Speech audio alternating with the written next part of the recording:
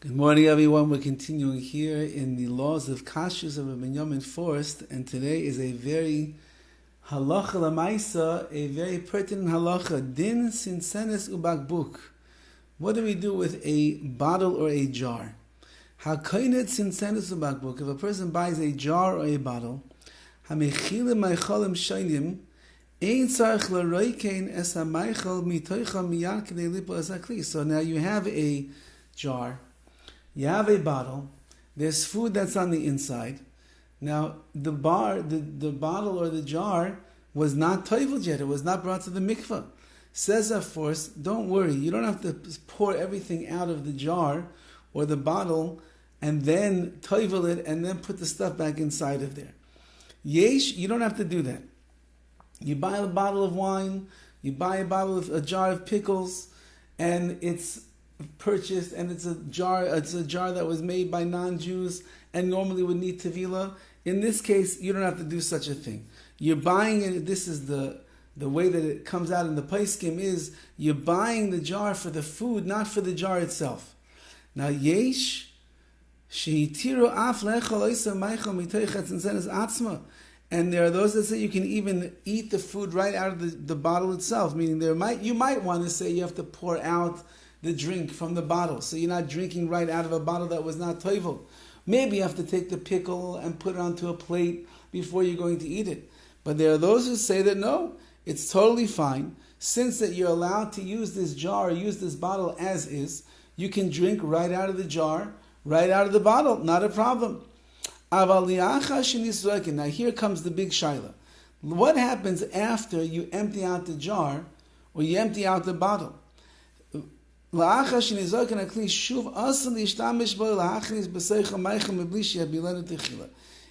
case, we're going to see that there's going to be a machlekes, an argument amongst the halachic authorities. What do you do?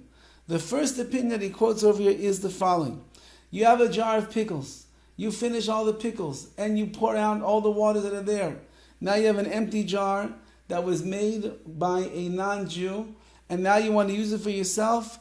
The first opinion is you must be toivel it, you must bring it to the mikveh before you're going to be allowed to fill it up with anything else. So l'mashal, it's Shabbos, and you finish the pickles, and now you want to put something else into that jar as a storage jar. First opinion over here is you can't do such a thing. Before you toivel it, before you immerse it in the mikveh, you cannot do that. That's one opinion. Amnam, however, yesh mishamatir li'ishtamish bo bli tevilah. There are those who say that you're allowed to use this jar without immersing it in the mikveh,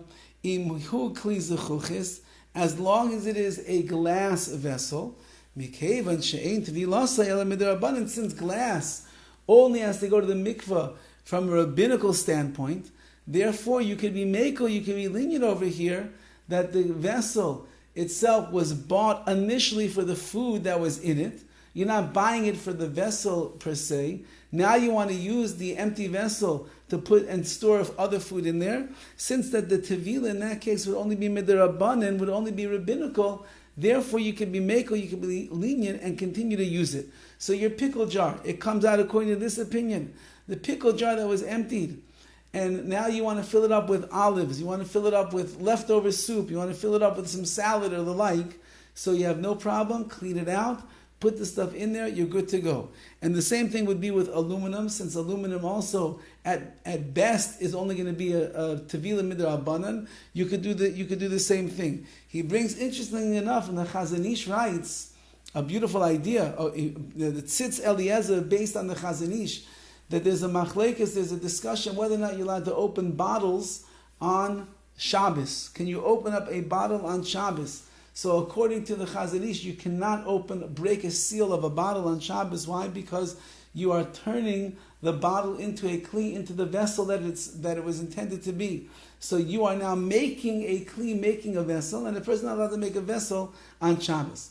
If that's the case, then when I break the seal on a bottle, even not on Shabbos, a regular day, so what am I doing? I'm making this bottle now into the kli, into the vessel.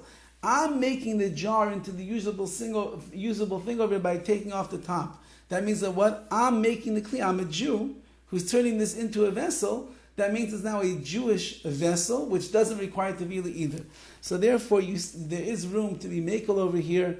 And if you would go to somebody's house and you would see them in the pickle jar, you would see that there is chicken soup that they stored from the night before. No worries, says Rav Forrest. You certainly have what to be makel, to be lenient upon over here. You could do it yourself also in glass, aluminum, and maybe according to Chazon Ish, even in other materials as well. Certainly glass and aluminum is not going to be an issue over here. You can be makel, you can be lenient, and use it as a storage container if you like. Have a wonderful day.